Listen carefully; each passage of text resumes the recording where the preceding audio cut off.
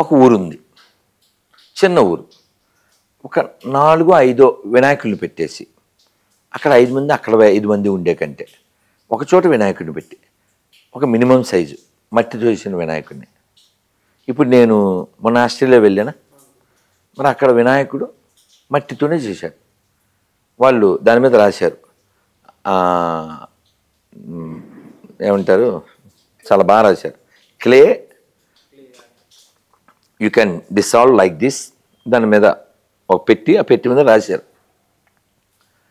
So దాన్ని ఎలా చేయాలి, ఓ తొట్టిలో నీళ్ళు, ఆ నీళ్ళు పెట్టేసి కరిగిపోతుంది, అది మళ్ళీ మొక్కలు పోసేయచ్చు. అలా ఎందుకు ఉండవు? నువ్వు ఆడంబరం చేస్తున్నావు, భక్తి కాదు కదా, అవునా? ఇప్పుడు నువ్వు నీ ధర్మాన్ని రక్షించుకోవడానికి, నువ్వు దైవాన్ని ఆరాధించడానికి వినాయకుడి పండుగ ఒక అకేషన్. దానికోసం కావాల్సింది ఒక లొకేషన్, నువ్వు పార్టిసిపేట్ చేయడానికి కావాల్సింది ఒక వెకేషన్ కదా. సో ఆ విగ్రహం చాలా ఎత్తు ఉండక్కర్లేదు, సహజమైన మట్టితో, పత్రాలతో ప్రకృతిబద్ధంగా చేసి, విపరీత వేషాలు వేసేసి స్పైడర్ మ్యాన్లు, గబ్బర్ సింగ్లు అట్లా గబ్బు చేయకుండా న్యాచురల్గా ఉండు.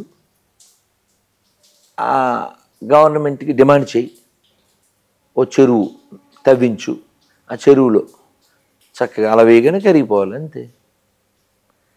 వినాయకుడి పండుగ ప్రకృతికి సంబంధించింది, నువ్వు వికృతి చేస్తే ఎట్లా? మళ్ళీ గవర్నమెంట్ అంటే ఎట్లా?